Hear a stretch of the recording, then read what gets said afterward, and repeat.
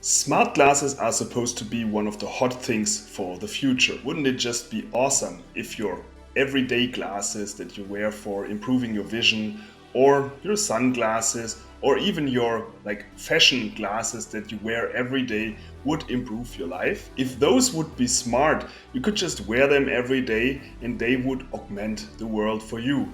You wouldn't even have to take out your phone anymore. Different manufacturers tried to build smart glasses, but they somehow failed because some of those smart glasses, they just didn't look good, or the technology was not at the right place yet. But now Meta teamed up with RayBan to build some smart glasses that you can see on my face, and I think those look really fashionable.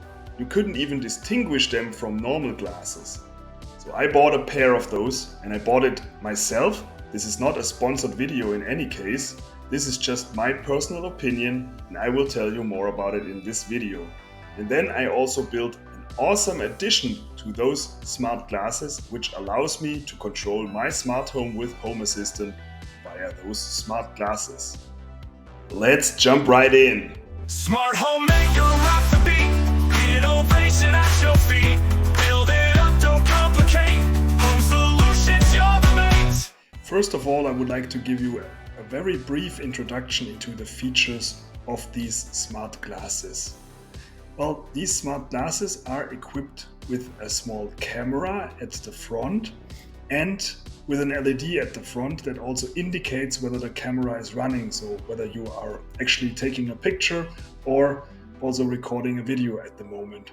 And then they are also equipped with some speakers, so those speakers allow you to listen to music or take your calls, etc. They of course also have a microphone, so they can record your voice and also listen to your voice commands. And then you have some additional controls, for example a touchpad, which allows you to adjust the volume of the speakers, etc. But that's pretty much it for the basic functionality. And then there is Meta AI. And with Meta AI, you have advanced capabilities of those glasses. For example, when taking a picture, it can tell you what it sees on the picture. It can do some live translation and all these cool, fun things. But now we already come to one big downturn of those smart glasses. I'm living in Europe, specifically in Germany. And in Germany, it is currently not really allowed to use Meta AI, which is a very important feature of those smart glasses. In some countries of Europe, like Spain, France, and Italy, I think it's already partially allowed, but also only partially because the European Union has a lot of rules regarding data privacy and AI, and those limit the capabilities of those smart glasses. In Germany, you cannot use Meta AI at all at the moment. And this drastically limits the capability of those smart glasses. Without Meta AI, you only have some very limited features available. You can use the smart glasses to take pictures and videos. You can also listen to music and take calls, and you can also send messages via WhatsApp.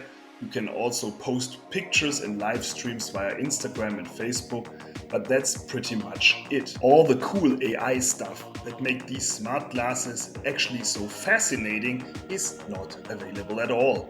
And without that, I think those smart glasses are pretty useless. Because what you have to know is that the image quality of the camera in those smart glasses is actually not that good. I myself am not persuaded about the quality. I myself am a hobby videographer and I love making videos about my vacations. And I thought I can take those smart glasses to take pictures and videos from my vacation in the first person view, which is, I think, really exciting, and then include them in my videos. But the quality of the images and the videos is just too poor. And to demonstrate this, I'm taking a short video of this pocket, which actually charges the smart glasses, to demonstrate the quality of the video to you. Does this persuade you? What I have to explain is that the camera only takes images and videos in the portrait mode. So it is optimized for Instagram stories and reels. And that's why I had to cut out part of the video in order to go into landscape mode, and this already reduced the resolution of this video, of course. But what is also really bad is the image and video quality. When you are in a lower light environment, then the quality gets really, really bad. What I think is quite okay is the sound quality of the built-in speakers.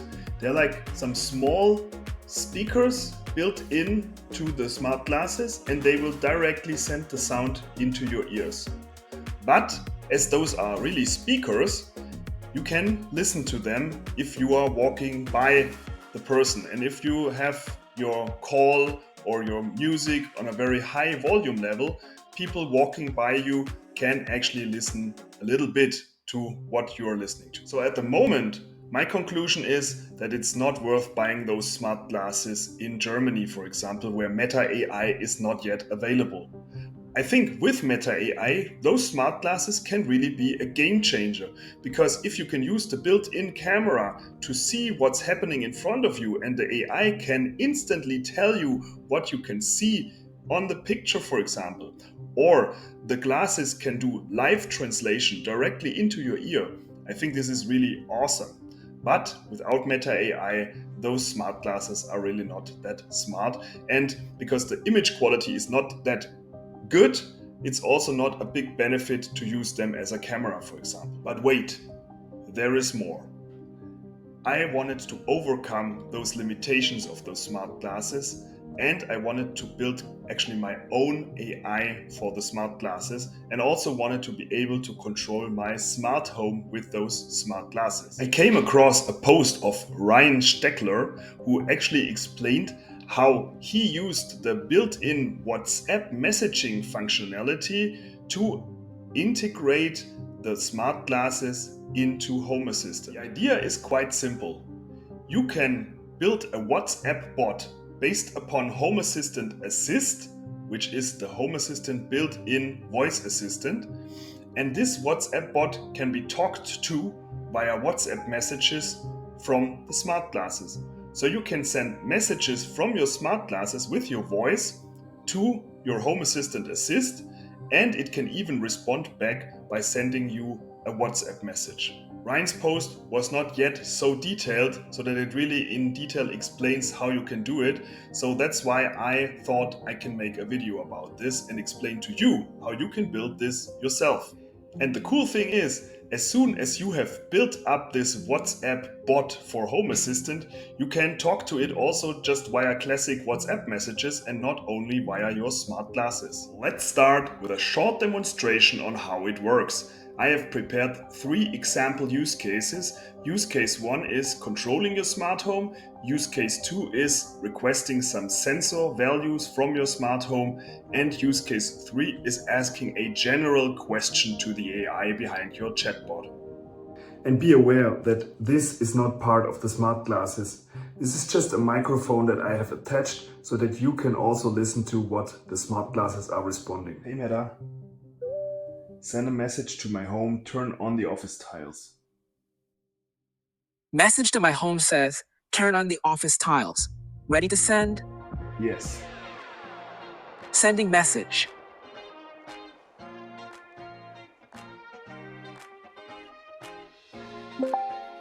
Message on WhatsApp from the group My Home. Smart Home said, turned on the light. Hey Meta, send a message to my home. What's the outside temperature and the living room temperature? Message to my home says, what's the outside temperature and the living room temperature? Ready to send? Message on WhatsApp from the group My Home. Smart Home said, the outside temperature is currently 4.8 degrees Celsius, and the living room temperature is 21.5 degrees Celsius. Hey Meta, send a message to my home. What's the tallest building in the world? Message to my home says, what's the tallest building in the world? Ready to send? Yes. Sending message. Message on WhatsApp from the group My Home. Smart Home said, the tallest building in the world is the Burj Khalifa in Dubai, UAE. Now we saw how it works and we would like to build this. What do we need to get this little project started? Well, first of all, we need a second WhatsApp phone number. And for this you need a second mobile phone, for example, and then you can install WhatsApp there and register this phone number in WhatsApp as well. And then this second phone number will be your bot. Secondly, we need a possibility to run a Docker container on a small server, some computer that's always running on your network, or a specific server you have where you can run a Docker image. And then we can start this project. The first thing you have to do is to install this awesome Docker image WhatsApp API from Chris Hubert, which is a wrapper around the WhatsApp Web.js library and provides a REST API which you can use to send and receive WhatsApps with your bot account. So you open this GitHub repository, github.com/chrishubert/WhatsApp API. I will also put the link into the video description or the blog article. And then you scroll down and here you get a very detailed explanation on how it works actually. So you have to clone the repository with this command. Then you have to run docker compose pull and docker compose up. And then you can already start a session because it will directly run on localhost, which is the machine you are running this command on. 3000 is the port, and then /session/start/abcd. And that's important. ABCD is the name of the session because you can have multiple sessions at the same time. And that's why it's important to have remember this name. It's just a name that you can give. And then what you will see here is once you do that, you see this is how it looks like. WhatsApp docker compose pull and docker compose up, and then it starts with the session, and then you can see already this QR code, and you need to just scan this QR code with your mobile phone like you would connect WhatsApp to any web application like on your desktop computer or something like that. And that's it. Then you are already connected. That's really that easy. But yeah, this is the very first step. So please carry out this step and then we can continue. Now we switch over to Home Assistant and open our configuration.yaml. You can do this, for example, in Studio Code Server like I do here, but you could also use the file editor, add-on, whatever you like. Then you add a new section here, REST command. This is really cool because this allows you to send REST commands from Home Assistant to an API. And I call this command send message via WhatsApp. And this name is very helpful because this will allow you to identify the action which you can then use in an automation to send this command later on. Then you have to type in the URL. So in my case, you can see that this is actually at the moment running on my Mac Mini because the Mac Mini is online all the time. So I use this as a server for now, where I have this installed this Docker container, or I run this Docker container and have linked already WhatsApp. And now I can just use the URL or the IP address of my computer where this is running on, and then have this port 3000 /client/send message, and then /session ID, which is a variable that we can later on fill. So I didn't want to hard code the session ID here, that's why I use a variable. And then the method is post. Content type has to be application/JSON, and then the payload, and that's most important, of course. We have to send this kind of payload to the WhatsApp API. We have to send over the chat ID. The chat ID is something you will get from the conversation. This is the identifier which identifies the actual conversation in WhatsApp. So this is also a variable that I fill in. Then I have content type is string because we want to send a string, a text to the other partner, and the content is content. And of course, this is the text that we actually want to send via WhatsApp. That's it. Now we have prepared this REST command. We have to restart Home Assistant so that this command will be available as an action. Next step is to create a new automation in Home Assistant. This automation will be triggered by a webhook. So you will add a new trigger, and this trigger will be a webhook. And once you have added a webhook as a trigger, you will receive a webhook ID. I replaced this, but actually there is a cryptical webhook ID that you will then later on use in order to identify this webhook, and then we will just tell our WhatsApp API to call this webhook whenever there is a new message. Then we have to add a condition, because now this automation would be called for every message you receive on this chatbot account. So maybe you do not want to have all the messages there that are processed, but only the messages that come from you. In my case, I decided that I would like to use a WhatsApp group. So I created a WhatsApp group that's called My Home. And in this WhatsApp group, I just added my own personal smartphone, which is also connected to the smart glasses. And then I added the bot account. And with this, I have a group of 2 participants, and this group gets also a so-called chat ID. And with this chat ID you can actually identify it, and so you can add this as a condition. You can say if trigger.json.datatype, this is something you receive in, when you receive this webhook, the payload will be given to you in this object trigger.json, and then the data type of this request that you receive should be message create. This means there's a new message created.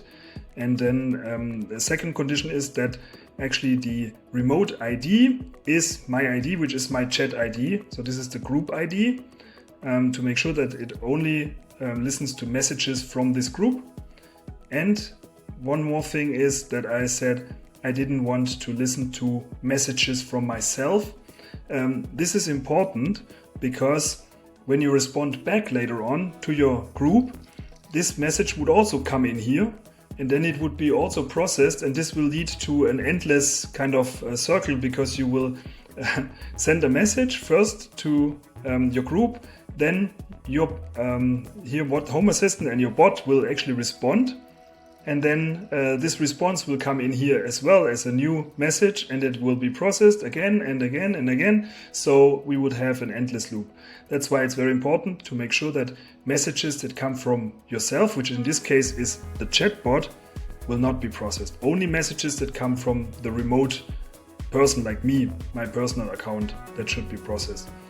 That's it with the conditions.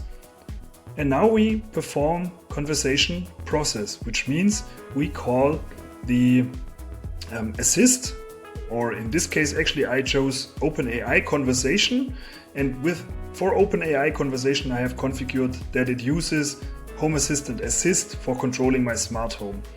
And I just sent the text, which is the actual message body, to OpenAI, and then get the message back in the response back in this response variable response GPT. The only thing I added to the text input is that I said please keep the answer as short as possible. So then this will be the prompt that will be sent to OpenAI.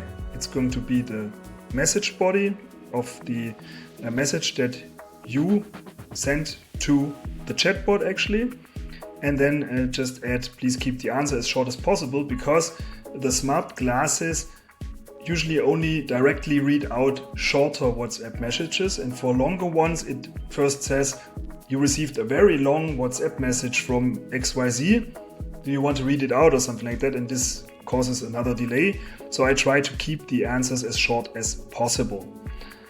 That's it. Now we have sent our request, and it would be nice, of course, to also respond back. So for this I use my new REST command, send message via WhatsApp. And here I just add the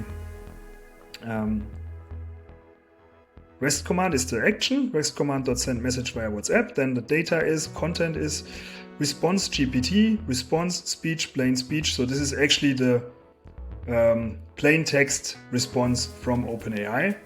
I put this as a content to the message I want to send back. The session ID is ABCD. This is here hard-coded because here that's okay from my point of view. And then the chat ID is my chat ID, the chat ID that you saw already before. You have to figure out this chat ID. So for that, it helps you to maybe first time just add the trigger, and when the payload has been received, you can go into the traces and just check out how the variable that will be created, this trigger.json.data.message variable looks like. And then you can see all the variables, and there you also see the chat ID, your actual user ID, and all these informations, and that you can also use for controlling your automations however you like it. And that's it. And now I have an automation that will be run when there is a new message received via WhatsApp to my chatbot. Then it will be checked whether it's actually from this specific group, and it comes from the remote person and is also a new message, because what's also important is that this webhook will be also called for some further actions. For example, the WhatsApp API calls this webhook when there is an unread message, or when the unread message count changes, when someone stars a message or whatever. So there's a lot of triggers. That's why it's also important to have this message create as a data type here.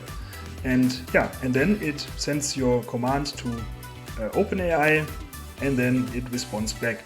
And the cool thing is, if your command contains some command to control your smart home, it will be processed by Home Assistant Assist, and then it will turn on or off your lights or whatever you would like. This is so awesome.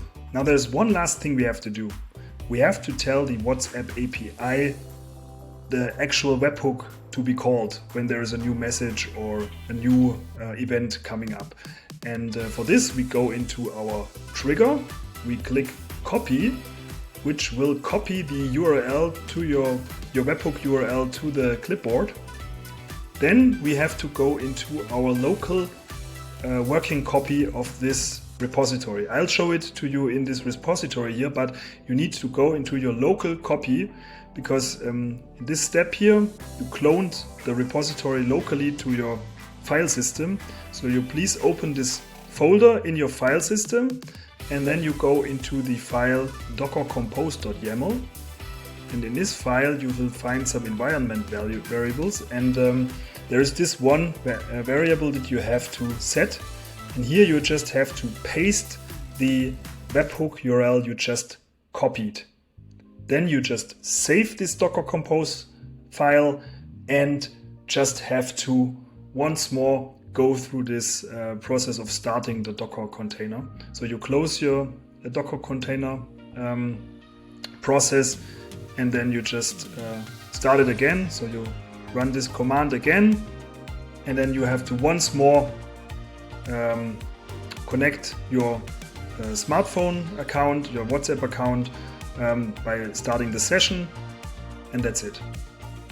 So with this you will now be able to receive your WhatsApp messages. So you can test this if you just send a WhatsApp message to your WhatsApp group that you've created, or directly to your WhatsApp chatbot, however you have implemented actually, and then you should see that this automation here will be run. So this trigger should be triggered, and then you can also go through the traces to see whether everything works as expected or if there's some problems in between.